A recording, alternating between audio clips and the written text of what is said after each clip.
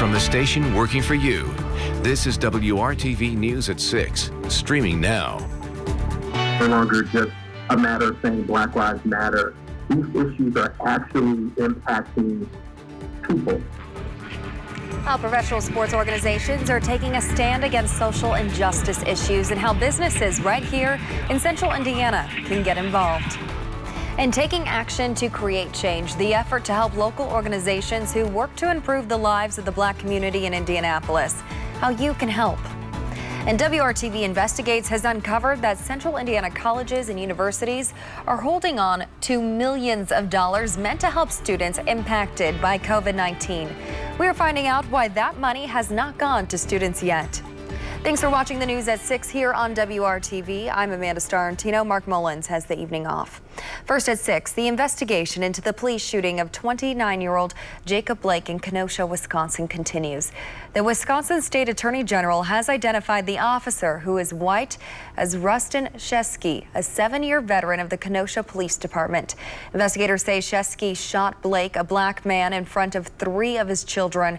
Blake was shot in the back. His family says he is paralyzed. This police shooting has sparked widespread outrage against what many view as another apparent instance of police brutality. Professional athletes continue to show their solidarity. The Associated Press reports a person with knowledge of the situation says tonight's NBA playoff games will be postponed for a second evening in a row. This is so players can stand together against racial injustice and send a message to America.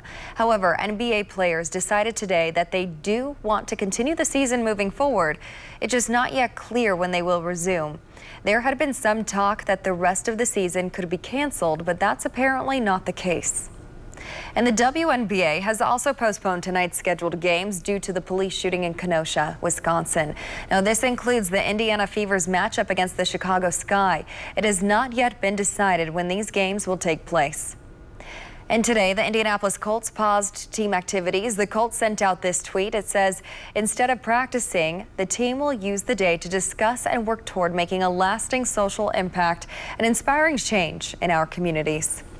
And WRTV's Megan Sanctorum is working to find out what long-term impact the actions of these organizations could have and how other corporations and businesses in our area are being urged to get involved as well. This Thursday looked a little different for the Indianapolis Colts. Practice was canceled and the focus shifted toward social justice and making change in the community. Sports, particularly the NFL and the NBA, those are, leagues that are predominantly Black. And so you have Black men reacting to what they're seeing within society because they can't escape from it. Reacting to situations like this, the shooting of a black man, Jacob Blake, by police in Wisconsin. It is forcing the NBA and the NFL to deal with these issues in a more assertive way. They're moving really more from allies to accomplices. Marshawn Woolley is a local activist and entrepreneur. He's worked with others to create a program that businesses and organizations right here in central Indiana can use to create change. It's called Indy Accompliship, and it shows corporations how to move forward from releasing statements to taking action. But really have they taken accountability of the actions that are needed after that implicit bias training? Who's on your corporate board? Who has been promoted past manager level? Where are you investing your dollars? And then when you cut those checks, how are you spending your time? They will be hosting informational sessions for interested businesses next week. We'll have more information about that on our website, WRTV.com. In the meantime, they hope people pay attention to what's happening with professional sports leagues and feel inspired to take action themselves. All of us can really take a hard look, regardless of the size of our company and how much money we make, and do better in all of these areas. Working for you, Megan Sanctorum, WRTV. And Laura is now a tropical storm moving through Arkansas as we speak. But this is after it came on shore in Louisiana and Texas from the Gulf of Mexico as a Category 4 hurricane overnight. Louisiana Governor John Bel Edwards says state officials now know of 4 deaths tied to Hurricane Laura. Edwards says all 4 deaths were caused by trees falling on homes. And there is widespread damage in Louisiana and Texas, as well as hundreds of thousands without power. And more members of Indiana Task Force 1 are now headed to Louisiana in support of the recovery effort after Hurricane Laura. Personnel just left Indy and will provide supplies to search and rescue teams operating in and around hazardous materials. This is on top of the 25 other Indiana Task Force 1 members who are already in Louisiana. They are there for rescue operations. Kevin. And Amanda, the storm center is still in Arkansas, drifting to the north for now with 50-mile-per-hour winds. All indications are this will take a right turn as it gets caught up in the steering currents in the upper levels of the atmosphere. And that will keep then, I think, the biggest impact south of the Ohio River. And you can see what happens by early Saturday morning. This should be south and east then of Louisville and quickly off to the east after that by Saturday afternoon. As far as the radar this evening, to the south, we've got some rain down along Interstate 64, having trouble drifting north. Tomorrow morning, we're dry. It's still humid. We'll talk about the timing of afternoon thunderstorms and what we need to worry about as far as the strength and possible severe storms coming up. We really feel grateful that people resonate with, our mission and the direction we're trying to develop ourselves and empower our community. Tonight, there's a new effort underway to give back to local organizations that work to improve the lives of the Black community in Indianapolis. Our Nicole Griffin is showing us how the owners of board game and comic book stores are coming together and the call to action they have for everyone to get involved. The business owners have created an online auction, each one of them donating products of their own. All of the money raised through the auction will go directly to 3 local organizations that are working every single day to enrich the lives of the Black community right here in Indianapolis. There's no perfect answer in this tough situation, but we wanted to do something. At a time when small businesses are facing challenges keeping their doors open during the pandemic, 3 local game stores and a comic book store are teaming up to support the Black Lives Matter movement. To try to create kind of a gamers give mentality where we can auction off some stuff and donate all the proceeds to charities that matter to help spread Black joy. One of the organizations the money from the auction will go to is the Kepra Institute. Our main thing is just to help people feel empowered by, using skills to problem solve and create solutions. The grassroots youth-led organization works predominantly with the African American community in Indianapolis. We are creating an incubator focused on working with entrepreneurs of color. We have a program called Community Controlled Food Initiative that provides food to the community. Moonshot Games, Kingmakers, Comic Book University, and Good Games have all donated their own items, hoping it makes a small difference, but they need the community support. This is one way. Join the auction, the online game sale, but learn more about these organizations that have been doing this work for years. The auction runs through Monday, August 31st. To bid on an item, just go to event.give/Indy. We'll also put a link on the WRTV News app. Working for you, Nicole Griffin, WRTV. And tonight, IPS is hoping the state legislature will follow through with the governor's call to fund schools at 100%. There's some concern that schools statewide would only get 85% of their state funding if a majority of students are remote learning. IPS is working behind the scenes to prepare for the worst case scenario. If the state only provides 85% of funding, the district could lose $28 million in the 2020-2021 school year. The IPS superintendent says such a loss of money would lead to severe staff and program cuts that would be, quote, catastrophic. And currently, the district is keeping all employees on the payroll with the hope of kids returning to schools after October 2nd.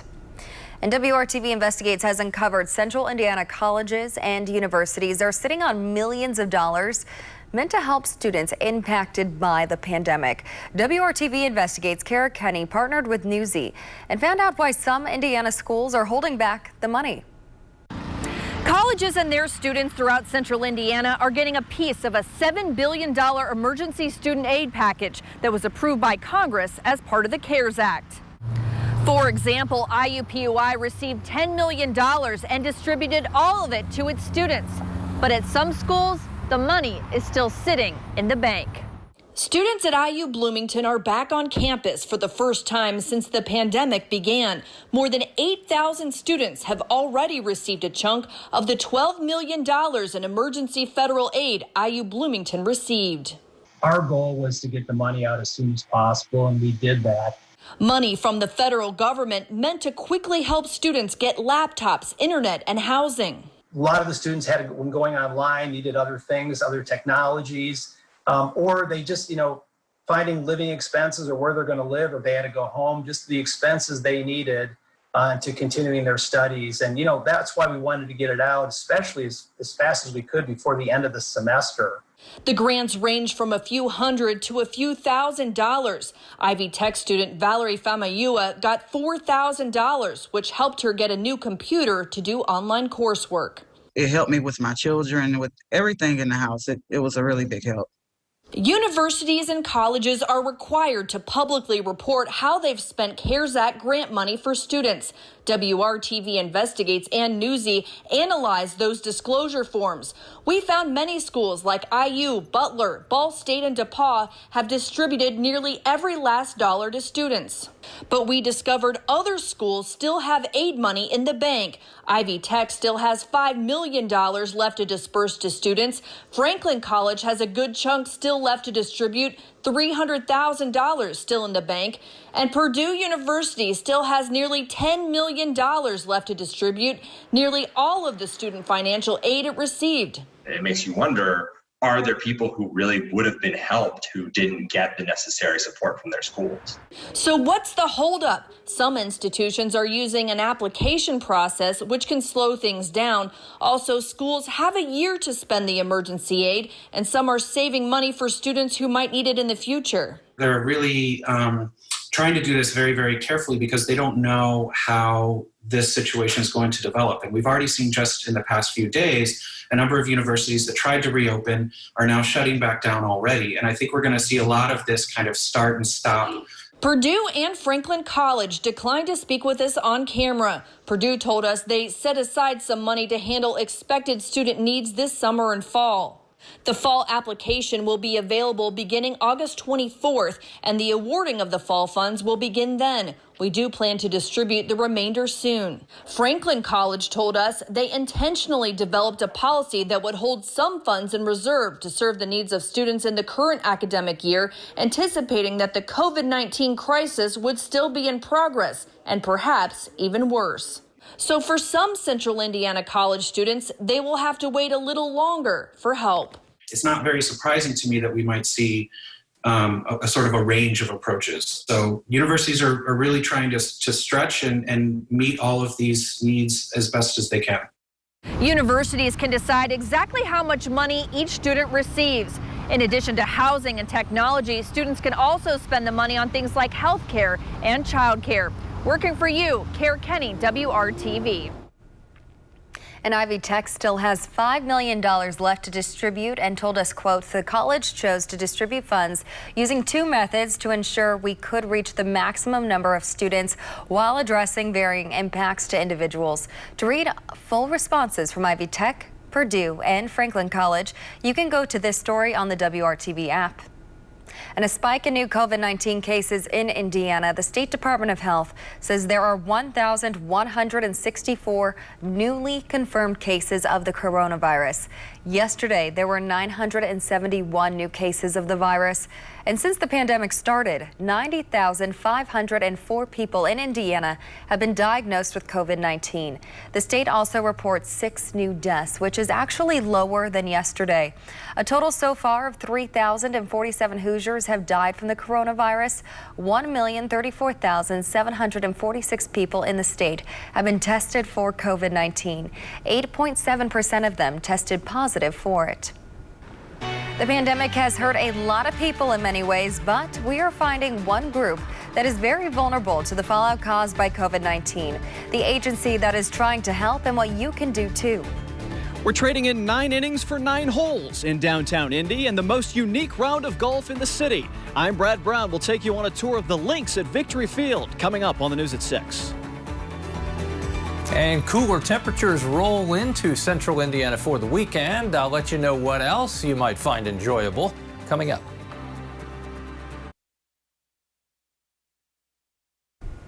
Many people are struggling right now during the pandemic with nowhere to turn, having lost jobs or homes.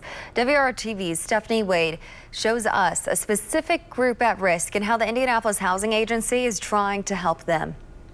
On their 18th birthday, kids age out of the foster care system, being kicked out of their homes with no other family during a pandemic, officials say, is putting many youth in tough situations right now. When you get out on your own, you're like, now what? You get bombarded with the pandemic, and then you're a little bit stranded. If you are a foster care youth and when you turn 18, you literally have to go. You may be with a foster family. They may not want you to go, but you have to legally exit. And that may be in the middle of the week. It may be in the middle of the winter.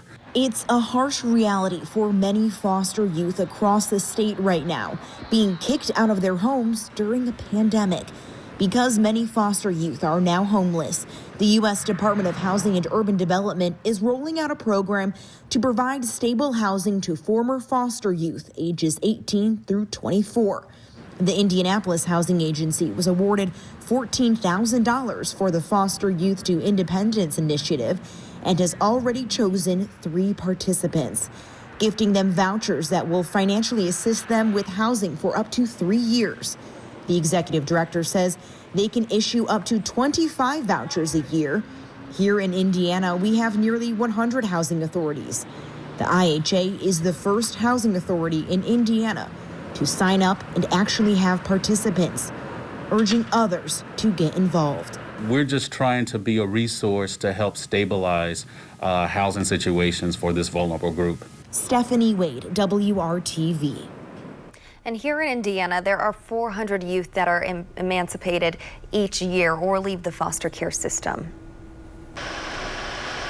How long has it been since you've been able to swing a golf club? That's Fort Bend, the driving range. Beautiful golf course, difficult golf course. So hopefully you're hitting it straight off of the practice range before you head to the first tee. Well, changes for us are on the way. At least we have opportunities for rain in the 7-day forecast. Probably pretty dry at your house. For most of us, it's been 10, 14 days since we've had our last significant rainfall.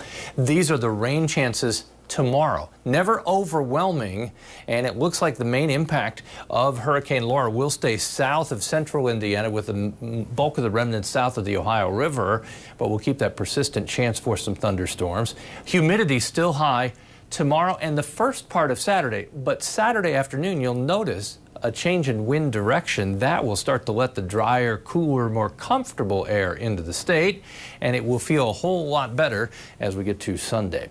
Tomorrow, another muggy day, but we do not hit 90. We broke our string of 3 straight days at 90 degrees, only hitting 82 today. 83 Saturday, again feeling more comfortable in the afternoon. The rain chances will have pushed well out of the state by then. Sunday, 79 degrees, and here is a 7-day forecast highlight for you.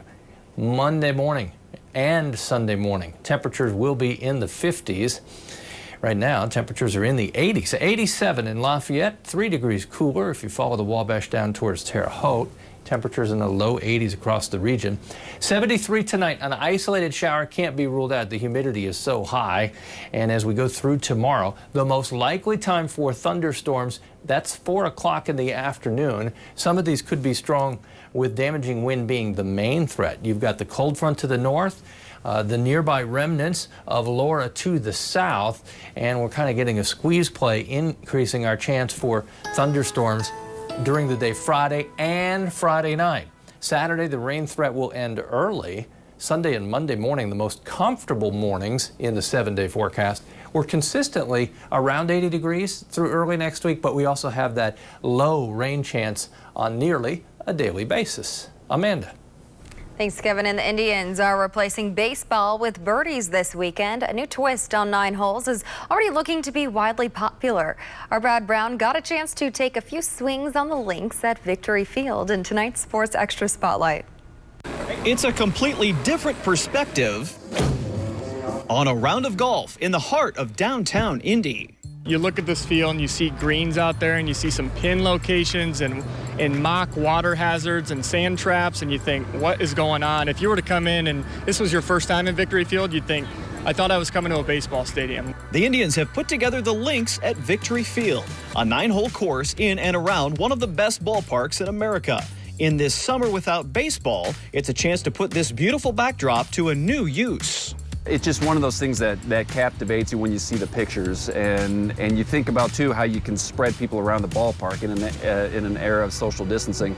We've got 50 to 75 golfers here at a time in a 14,000 seat ballpark, so it made a lot of sense in a lot of ways. Full disclosure, I am not a regular golfer, but I do know that looking the part is half of anything, and I've got that covered.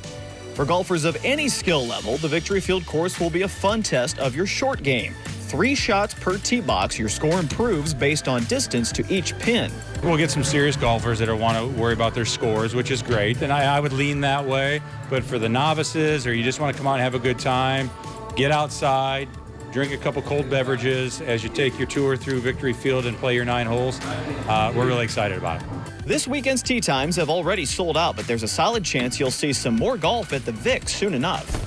Anyone that golfs, we're going to have a great time no matter the course or level or however challenging it is. But for someone to swing a club for the first time and then they get done playing 9 holes and they think, I want to play again, that's what we're going for. We just want to bring people out, bring family and friends together, provide a little escape from what we know is 2020 and give them some entertainment that they haven't otherwise had here this summer.